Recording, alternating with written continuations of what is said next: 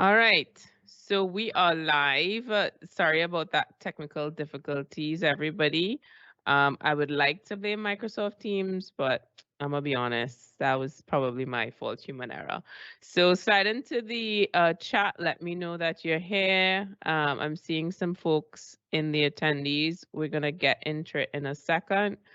Because I know folks are usually rolling in afterwards. All right, so while that's happening, I'm gonna just go through some housekeeping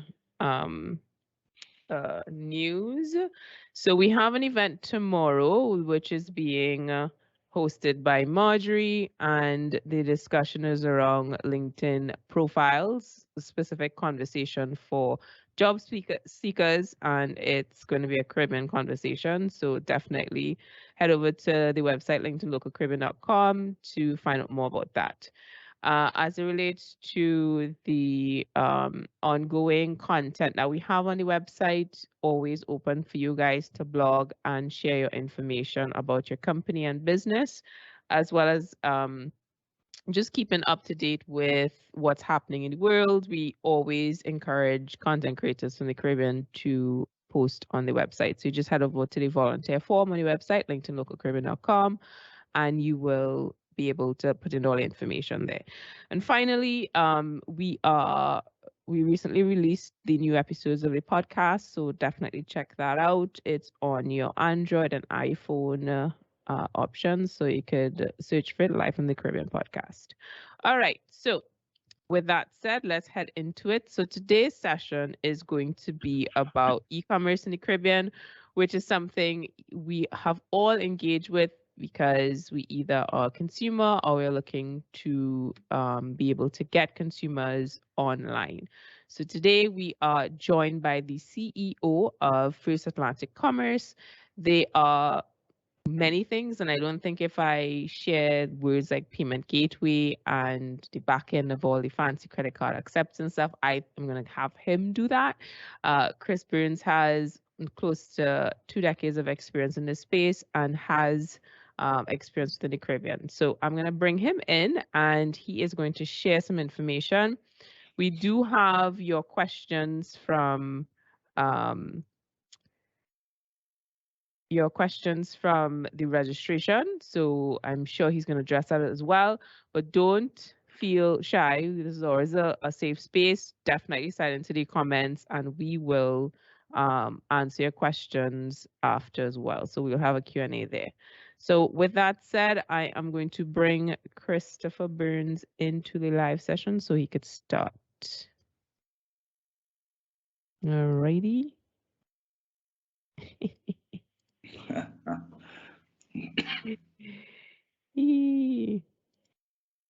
right, here we go. And you're on, Chris. Hey, good evening, everybody. Hi, Pauline. How are you? I'm here, but folks won't be able to see me. You're actually the king of the show right now. Okay, that's me. So, all right, I'm going to go straight into my presentation this evening then. So just bear with me a second. I'm going to launch this. Can you see my screen? Ah, there we go. Yep. There we go. Okay. Sorted. Great.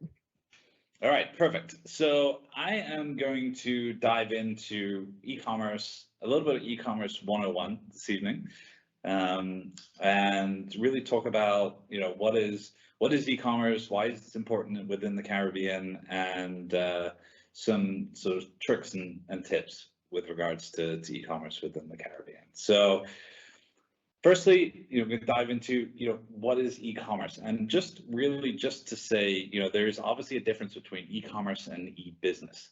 So e-business refers to everything that is online, and not specifically to the sort of, I guess, the transactional side of e-commerce. So e-commerce refers really more to the buying and selling of goods or services using the internet and the transfer of money and data to execute those transactions. So we're talking about sort of the sale of physical goods online, but it could also talk about actual services that you are providing as well that you use from an online perspective. So Some examples of that would be, very simply things like online shopping. So Amazon, you're very familiar with that.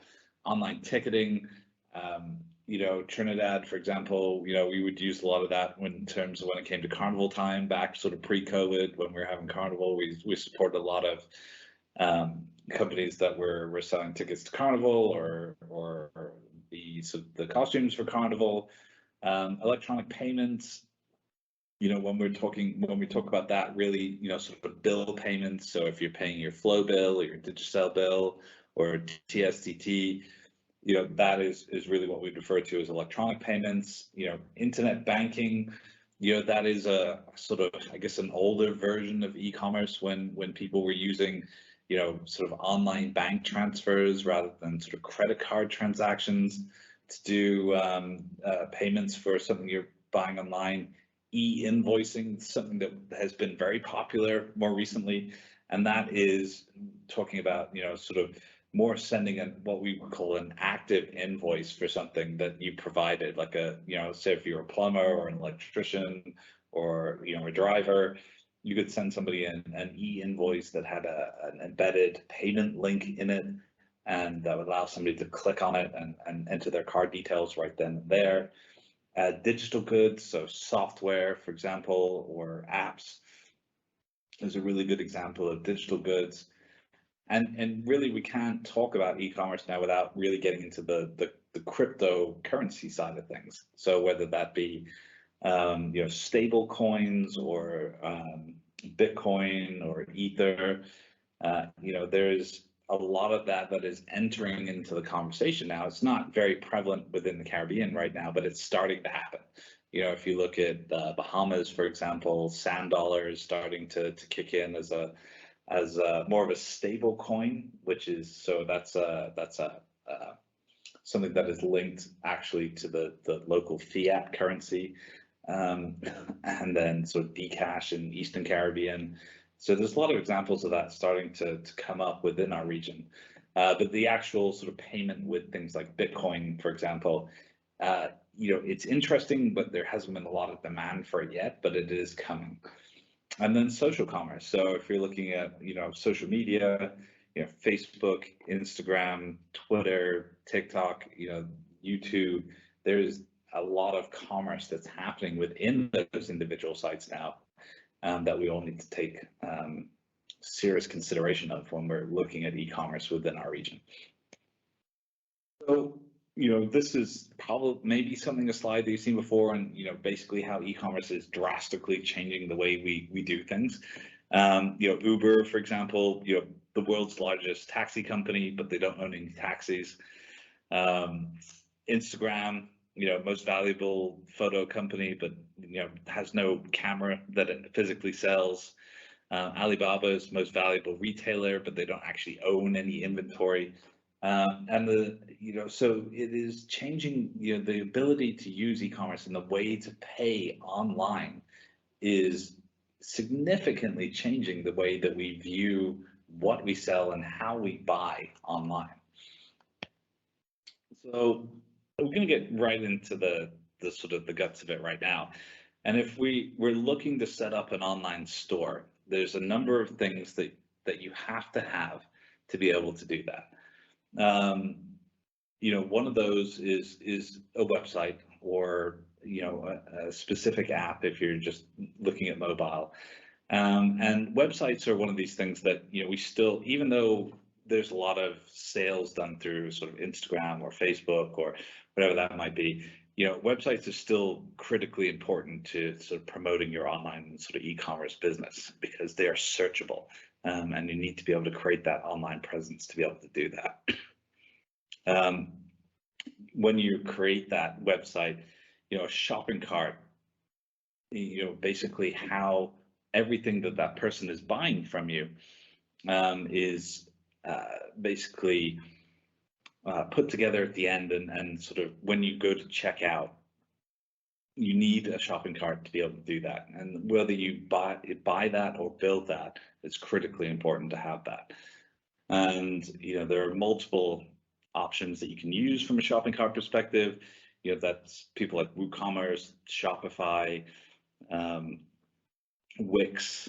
There are so many options there, and now a lot of those options are available within the Caribbean for payment, whereas historically they weren't. And companies like ours, like First Planet Commerce, have enabled plugins for those different shopping carts to allow you to not only just set up your website and list your goods and services, but also to be able to accept payments from them as well. And then one of the critical components that you need for your e-commerce business is something called an e-commerce merchant account. And that's something that your bank is going to provide for you. And that is basically a very specific bank account that is set up for the sole purpose of having any transactions you've done online for those funds to settle to your particular bank, to be sent to that particular bank. And there's a process that you go through to be able to set that up. And it's effectively the same as applying for a corporate account with a loan facility or an overdraft facility attached to it. And that is, it is paperwork, unfortunately. And, that's, to stick up for the banks for a minute, that's not because the banks just want to make you do a lot of paperwork. It's just purely the fact that, based on the rules and regulations by the central bank, for example, or Visa or MasterCard, there is basic know your customer or anti-money laundering requirements that banks have to do to be able to set these accounts up. And then a payment gateway. And that's really where our company, First Atlantic Commerce, fits in. And I'll go into more detail about that later on in this presentation, but basically a payment gateway is the connection between your website and the bank and the credit card networks that allows you to accept that real-time payment from somebody on your website. And I'll show you an actual sort of high-level flow of that as we get deeper into the presentation. So the opportunity for e-commerce. So, if we look at the population of the Caribbean, verging on 44 million people, estimated by in 2020, you have just over 26 million people that are internet users within, estimated by the end of 2020. So it's hard to get that more accurate number because these reports come out a bit later. But that's a 60% penetration rate. So into 60% users of the internet within the Caribbean, and that's already up from 47% from 2017. So that's growing rapidly. But that access and that average varies tremendously depending on where you are in the Caribbean. So Haiti, has the lowest penetration rate of just under 18%. The highest is Aruba. That actually quite shocked. That was surprising to me. But nearly at 98%. And if you look at Trinidad, it's one of the larger populations. We got 77% on that. But so when you look at those sort of statistics, and if you're looking at your e-commerce business within the Caribbean, it's important to understand that because you don't know where people are. It depends where people are and what their access to the internet is and what you're trying to sell them. So if you're setting up a website to sell purely to Haiti, but then less than 20% of the population has access to the internet, an e-commerce business is maybe not the right option for you. So you really got to look at where you're selling to within the Caribbean space. And if you're looking outside the Caribbean, obviously those numbers, increase. If you look at North America or Central America or South America, the average access is generally a bit higher. But again, back to the Caribbean, there's still, what this means is if you're already an e-commerce business or you're starting an e-commerce business, there's still a huge amount of adoption still to come. And that creates a lot of opportunity within the region itself. And I'm not going to bore you with stats through the whole presentation, but I think it's important to look at the context of where the world is, in terms of, digital adoption within there. So, the average penetration rate globally 67%, in terms of use of mobile devices. Internet users, is actually just generally a little bit less than that, at 59%.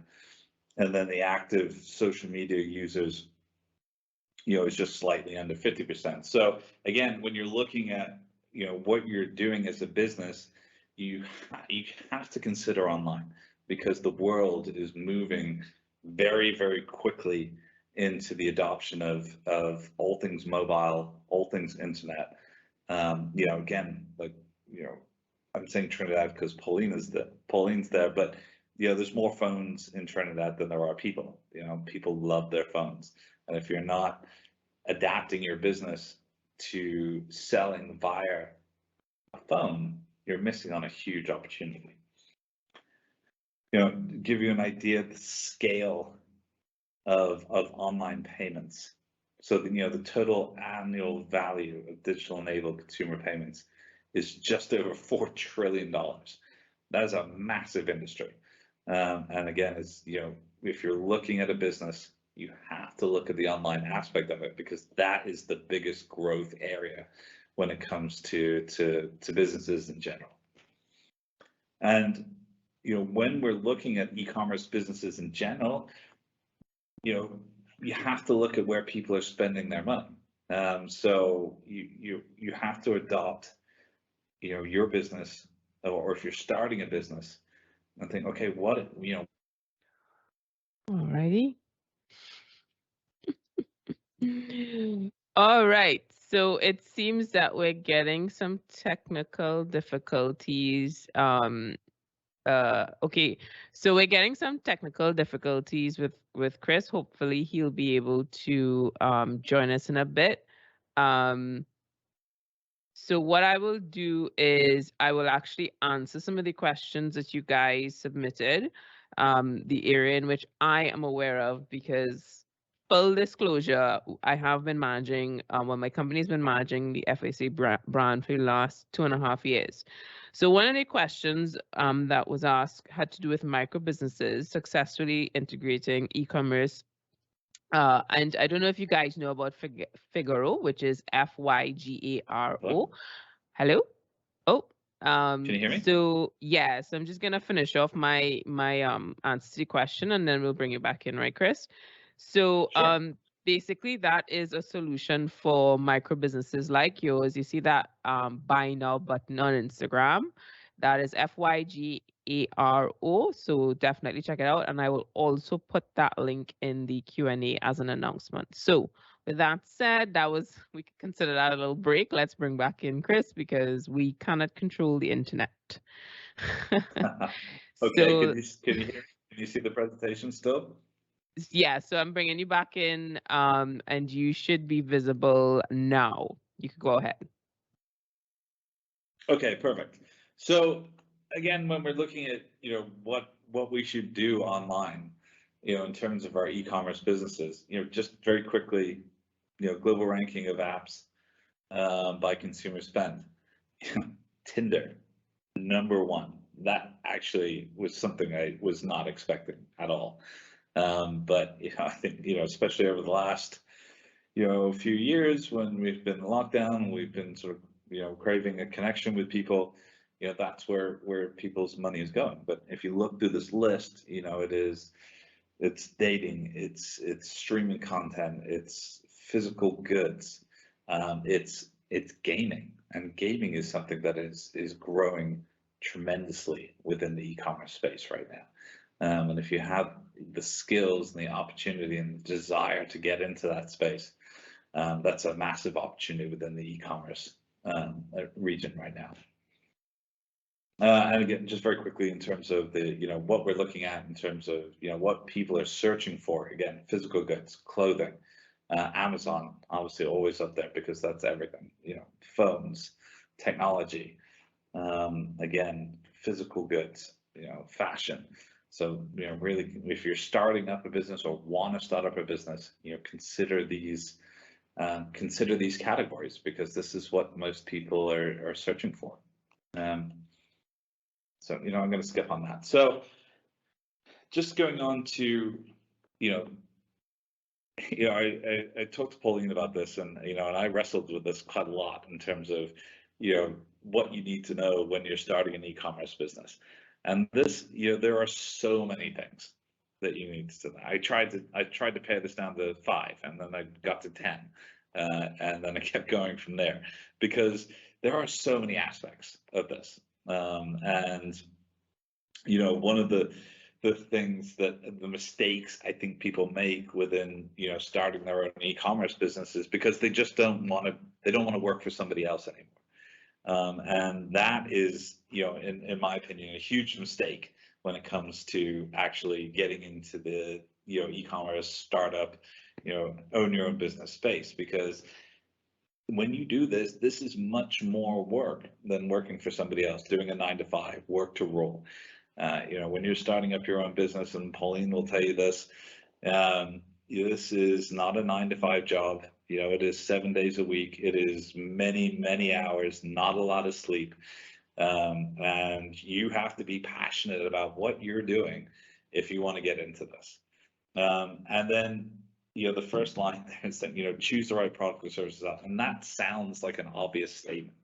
But this industry is littered with people who, had an idea that was good to themselves, but they hadn't done the research in terms of going out there and saying, is this a product or service that people actually really want?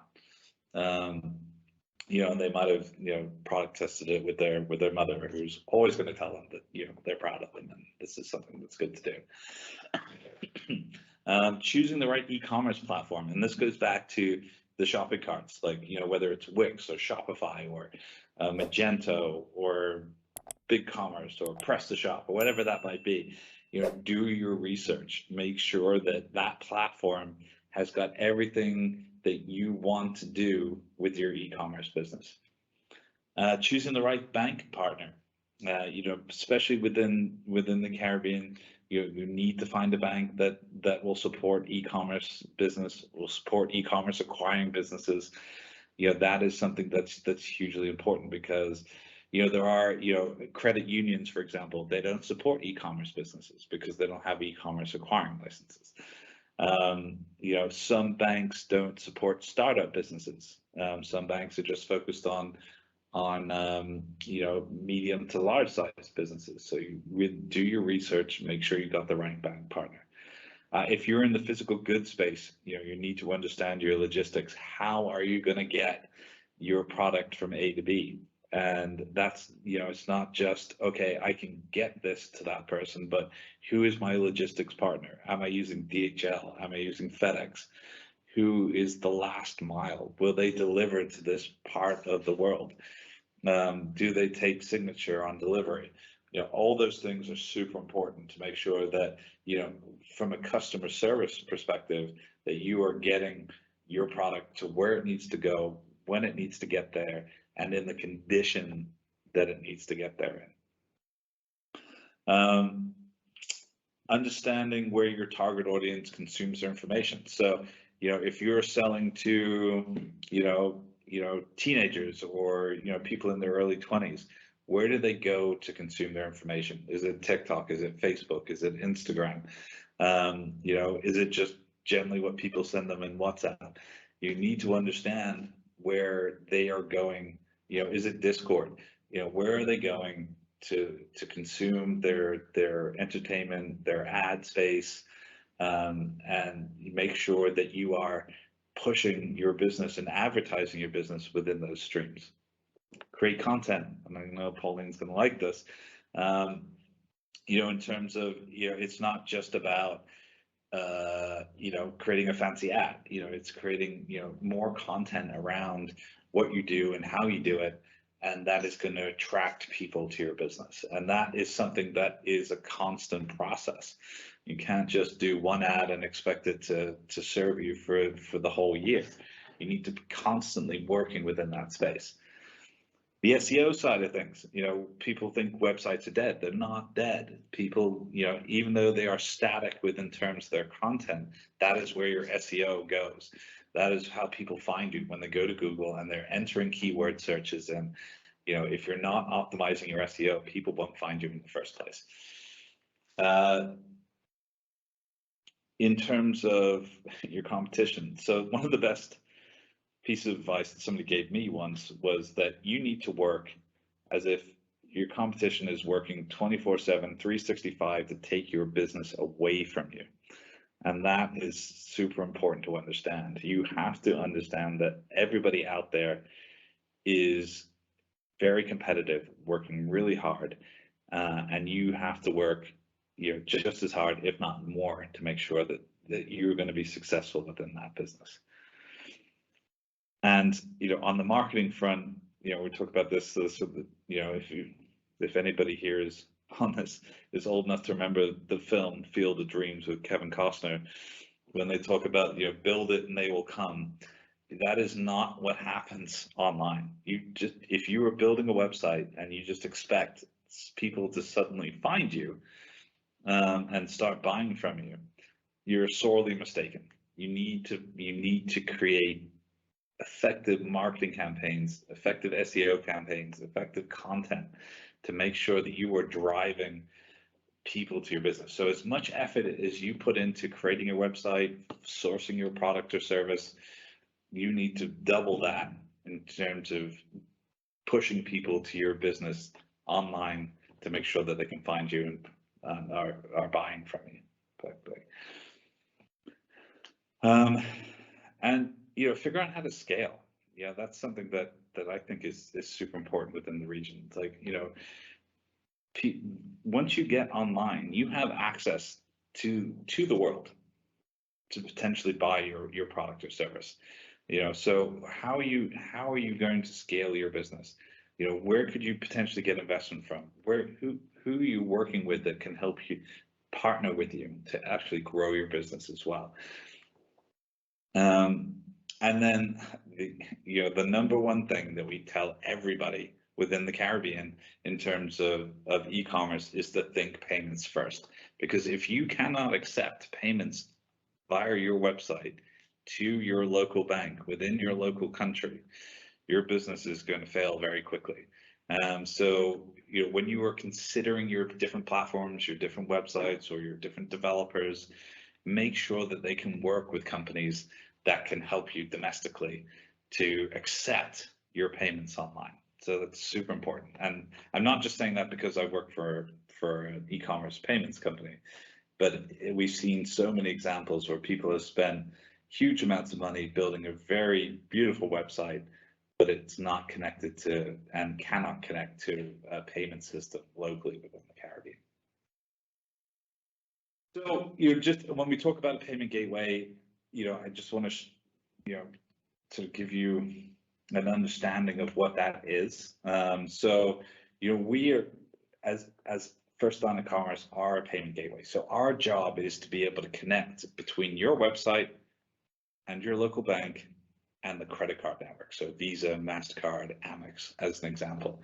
So we provide a very simple, or any other payment gateway provides a very simple interface that you can connect to your website to be able to accept those credit card payments on your website. So if we look at, I'm a visual person, so this is what it looks like, very from a high level in terms of accepting that credit card.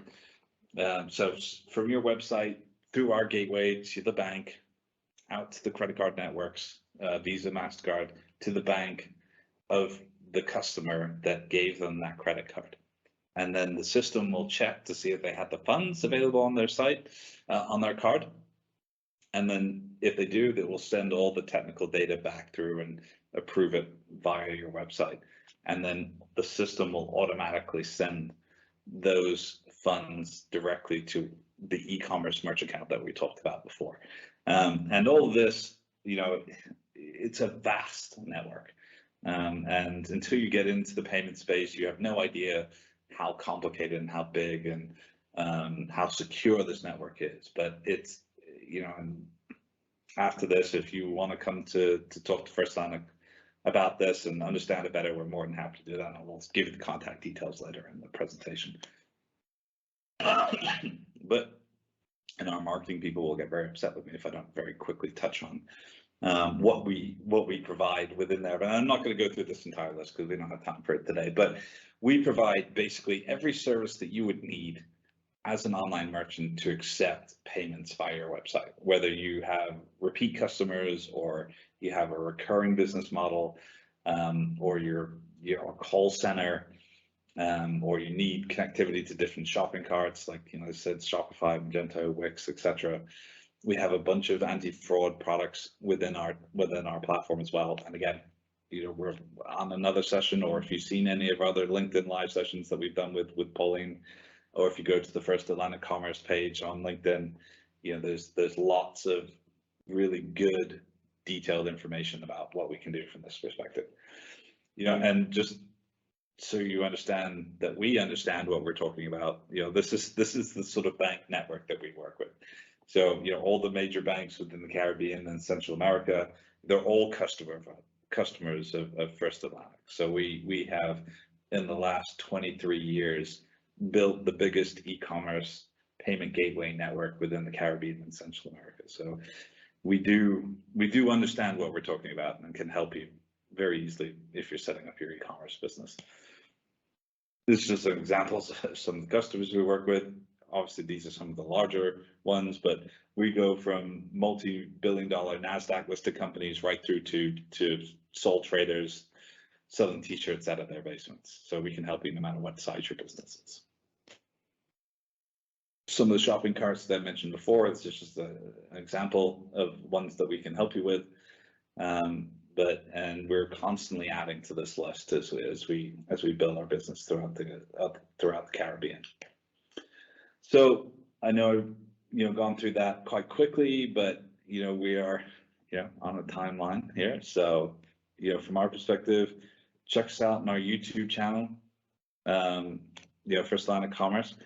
We have a lot of great information on there, a lot of interviews and sessions with industry leaders right through the Caribbean for the last couple of years. So there's some great content on there. And check us out on our LinkedIn page as well. There's a lot of great information on there as well. So with that in mind, I'm going to hand back to Pauline. There's a lot of information there, but we're always here to expand on that outside of this. Yes, so let's thank you so much for sharing that information. I did my best to support what you were seeing with the links to it, and for the folks who are actually sliding into the Q&A, definitely put your questions there. I would have also put a little tidbit. We do have a chance to win a pair of earbuds. But you're not gonna know until the end of the event. So yeah, guys. But it has to do with the YouTube channel of First Atlantic Commerce and for you to share some information. But before we get into that, we want to answer some of the questions that were submitted by the attendees. And I started off with the micro business conversation. So I want to get into another one about how does one start with the payment portal? That's a question from our attendees. How does one start with a payment portal? Yes. Right. So there's a couple of ways to answer that. So payment portal to me means a couple of things. So we have basically what we call a virtual terminal, which is basically a login screen that you can use to manually enter credit card details into. So we can provide that, or we can provide technical integration to a website if you already have a website. But the first place that you should go is really to your bank.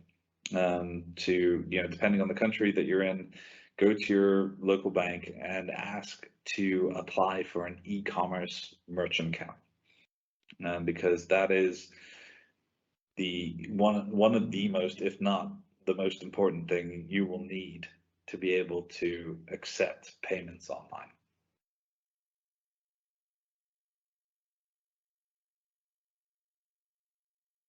Lost your audio, Pauline.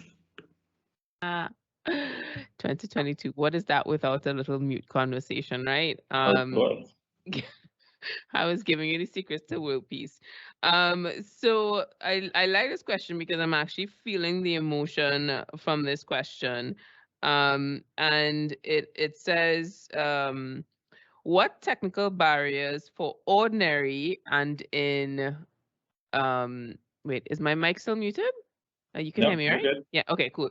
So what technical barriers for ordinary and in quotes, not technical person, that is me as well, exist for persons utilizing e-commerce? Like it's not really as simple as Shopify. Well, yeah, it depends. I mean, there are lots of options if you're not technical. So for example, we partner with a company called Figaro, which provides you with a system that you can get up and running online. So create your website, drop in your products and services without being technical at all. So you don't need to know code, you don't need to know networking, you don't need to be IT savvy really. You just need a computer and some determination to create your site. So yeah, there's options like Figaro, there's options like Wix, there's options like Shopify that provide really simple, easy to use, step-by-step processes for you to be able to create an online business. And to add to that, I did put the Figaro website into the announcement, so you could just go check it out there. I mean, I can't share the person's information, but I do know of a story that a person actually invested a lot of money and time into a website only to realize that it was not compatible with what's available in the Caribbean. So that's very important for you to do. I know you had a long list of, and it can seem overwhelming because there's so much information, but I want you, based on this question, what are some advice and tips for a beginner? I would just say, give 3 tops in terms of like starting it off for the first time. Beginner in just e-commerce in general? Yes, Yeah. to put their business online. Okay. Go to your bank, apply for an e-commerce merchant account. Choose your e-commerce platform and make sure that you're marketing your company appropriately based on what you're selling and who you're selling it to. Okay, awesome. That is call to action. All right, so the next question has to do with trust.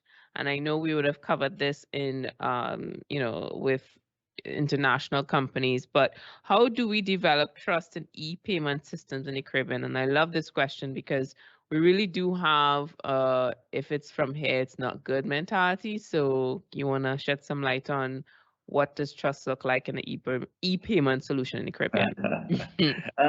Yeah, trust is, obviously huge and important.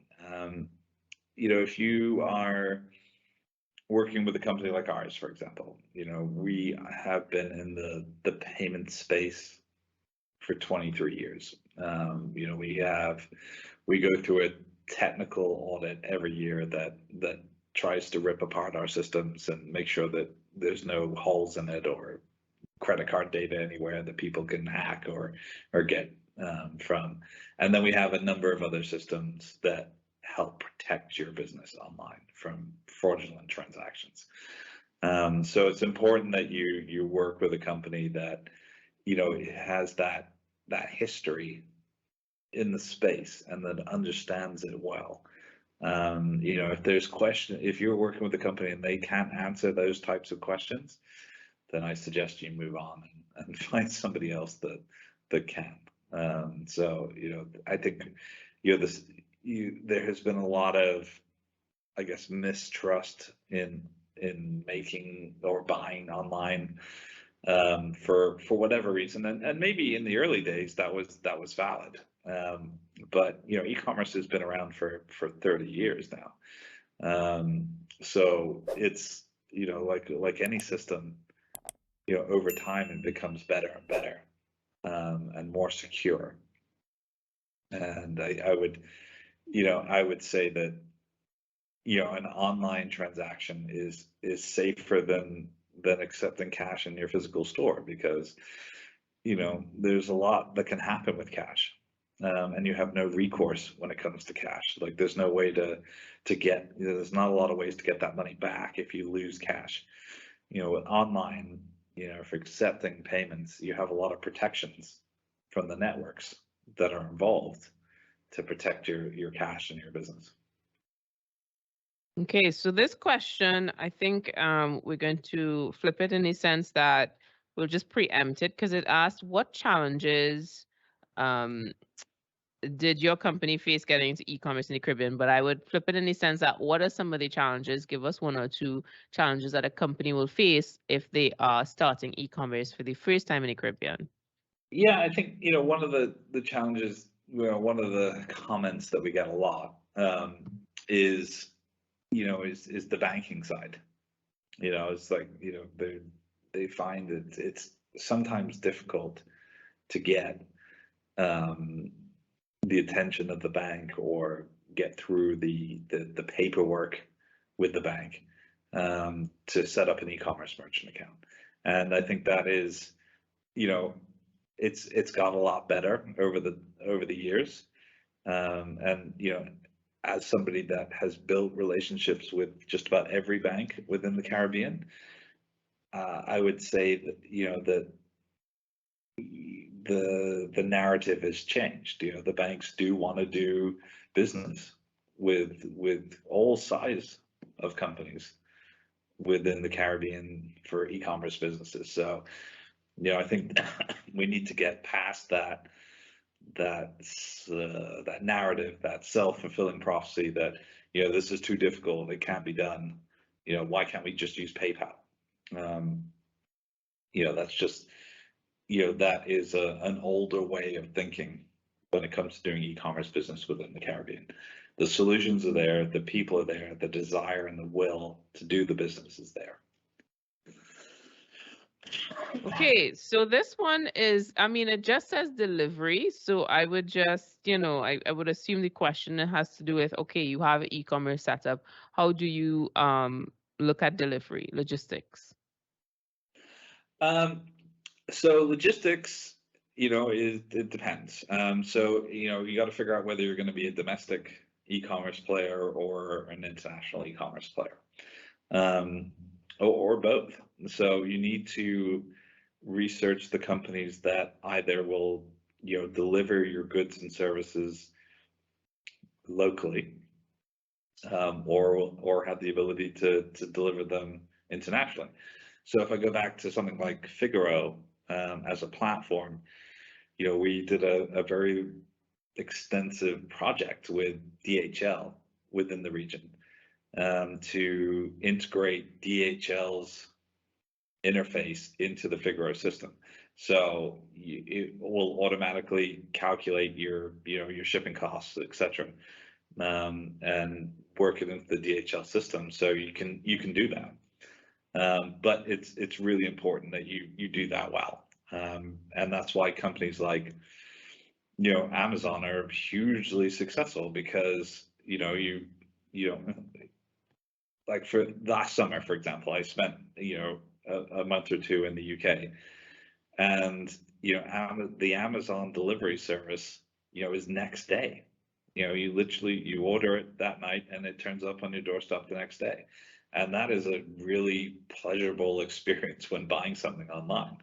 And so if you're going to be delivering a product, a physical product, it's vitally important that you work with a logistics company that can get you from A to B, whether that's domestically or international. Okay, so we have a lot of questions coming in, so I'm just going to go based on, all right, so one of the first questions had to do with working with Barbadian banks. Do you work with Barbadian banks, or do we have to use a US account? Do you provide for online pharmacy transactions? We do work with all the banks in Barbados, so that's not a problem. We connect to all of them. So yeah, that's, it's just, whether that's, Republic or First Citizens or, RBC, CIBC. First Caribbean as well? Yep. Okay. Scotiabank, whoever it is. So we're connected to all of them. Online pharmacy is a little tricky sometimes, based on the local legislation. So if it is permitted to do, online pharmacy business within the country, then sure, we can absolutely do that. Historically, that's been a bit tricky, with in the US or Canada, especially if like a Canadian online pharmacy shipping to the US, like you run into some issues there. But as far as FAC is concerned, we don't actually approve the e-commerce merchant accounts. That's the banks. So as long as the banks are comfortable with the business that you have, then we're more than happy to work with you from a technical perspective. Okay, let's go into the conversation. Before we touch crypto, I'm going to come to that question a bit. There's a question about payment options that are available to Caribbean business owners besides PayPal. So PayPal is not really available in the Caribbean from a business perspective. There are ways to kind of fudge around it, and there's a couple of guys that will talk you through that within the region. But the reason that it's not readily available within the Caribbean is that PayPal is not in the Caribbean. So they don't have any business setups, they don't have any bank accounts, and PayPal is basically what we call a master aggregator of funds.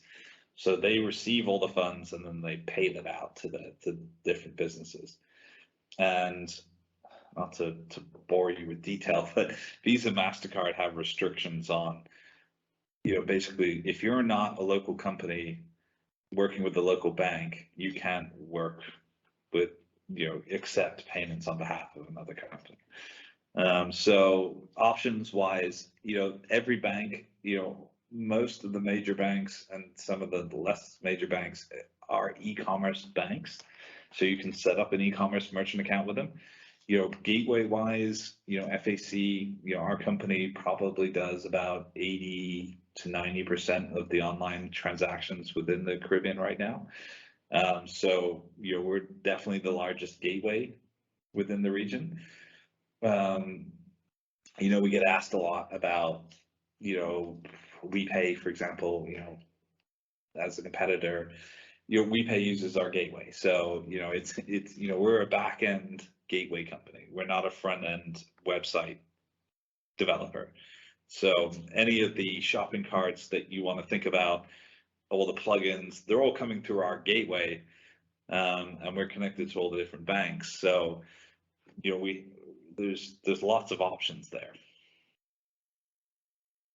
Awesome. So before we get into the crypto the question that's being asked, I want to just remind folks on the housekeeping matters, which I mentioned earlier, but I know some folks would have joined us after we started. Head over to LinkedInLocalCaribbean.com because there's an event tomorrow specifically for those who are seeking jobs to discuss HR space, which is Julian Barbados, as well as your LinkedIn profile, which is Jared. He's in Trinidad and Tobago. So that should be interesting, especially for those who are interested in building their personal brand. And when it comes to the LinkedIn Local page, head over to the website if you're interested in volunteering for these events. We're always looking for folks to blog on the website. You have literally access to almost 2,000 people once you press publish, but you also be mindful of the reason why people sign up. So you want to align with that. Always reach out to me if you have any questions, and you could just click the volunteer button on LinkedInLocalCaribbean.com. And finally, you can head over to the Live from the Caribbean podcast because our new season is out and is actually quite very interesting. The folks, for instance, she was head of insights at Twitter. She's now at Netflix, but she's originally from Trinidad and Tobago. So let's head into this next question. And yes, we still have the earbuds to give away, and it has to do with following the First Atlantic Commerce YouTube page. There's a specific action I want from you, but I'm going to tell you really after this. All right, so the question is, how can we facilitate collection of cryptocurrencies and then conversion back to a regular currency? I feel technical just asking that question. There is not a lot of options for that in the Caribbean. So there are companies like Coinbase, US-based companies that offer those types of services. I don't know specifically if they're able to offer it directly to Caribbean-based businesses.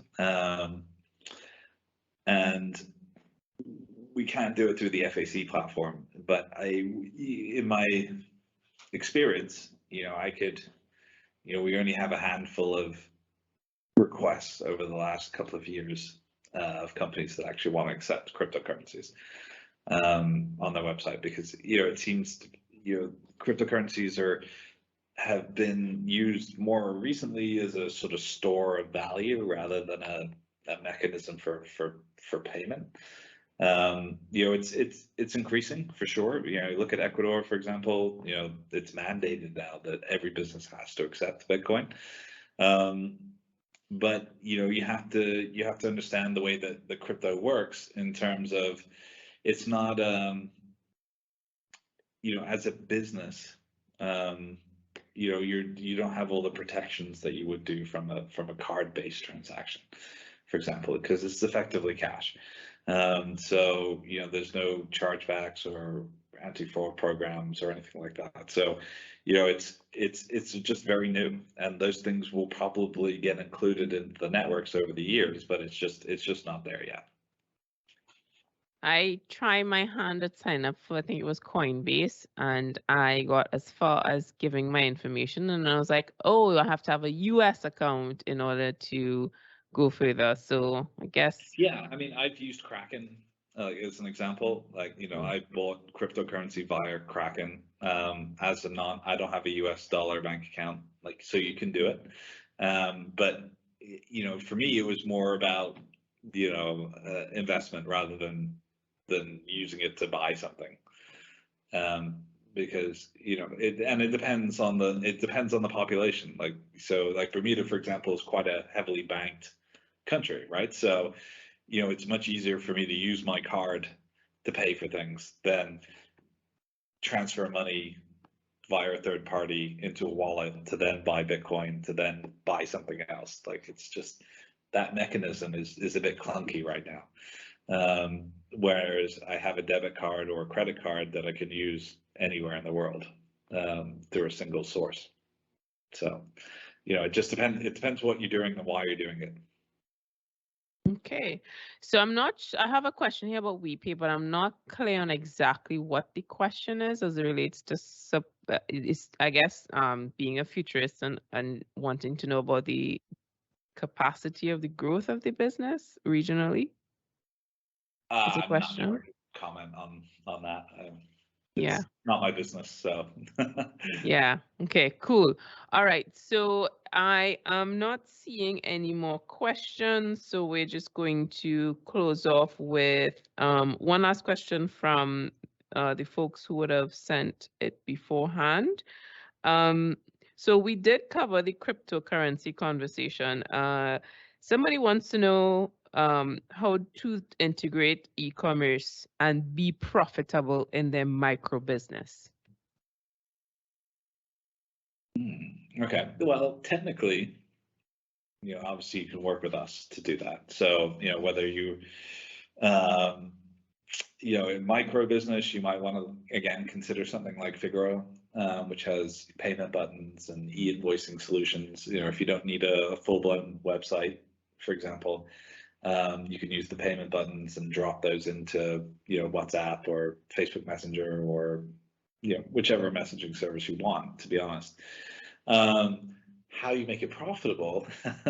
Well, that's, what you have to do, from a payments perspective, is make sure that you incorporate your cost of payment, of accepting the payment, into your cost of goods sold, basically. So you need to make sure that whatever it costs you to sell that product online, so your gateway fee, your banking fees, is incorporated into your base cost of what you're selling before you add whatever profit margin you want on top of that.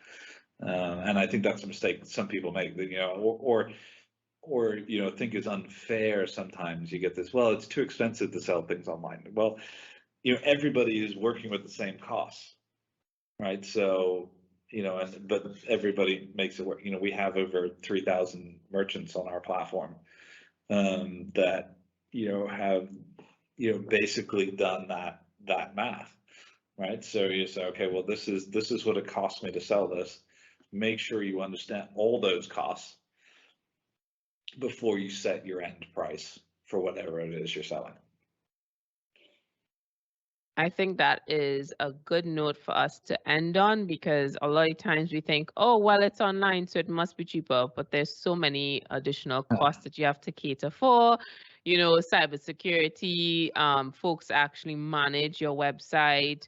The part where you're trying to reduce the possibility of hacking. So they have all these big organizations that assist small businesses with those things.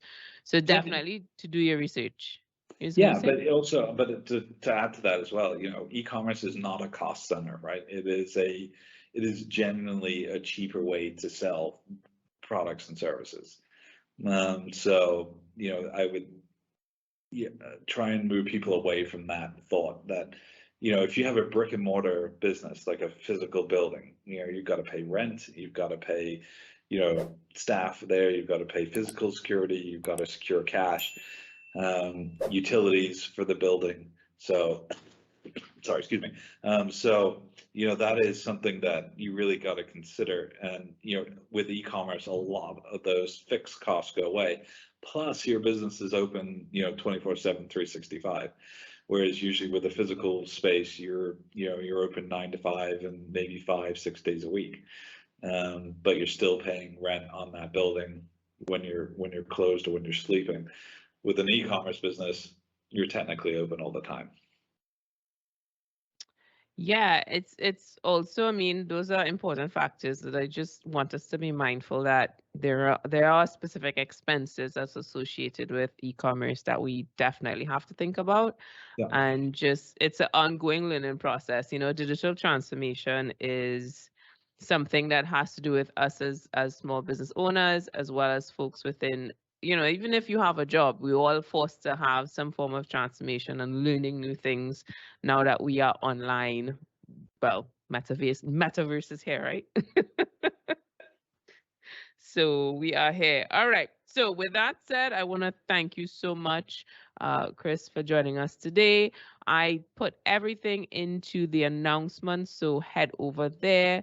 And finally, let me share with you your instructions for a chance to win a pair of earbuds sponsored by AC Marketing Caribbean. Subscribe to First Atlantic's Commerce YouTube channel and leave a comment under. We're actually going to give you the link to the video, and describe your main concern about e-commerce in the Caribbean. So you will also get an email with these instructions, and the winner will be announced by the end of this month. So if you have no more questions, thank you so much for joining us today. And Chris, once again, for sharing your time, and we wish you a good evening. Bye, everybody. Thanks, everybody. Bye-bye.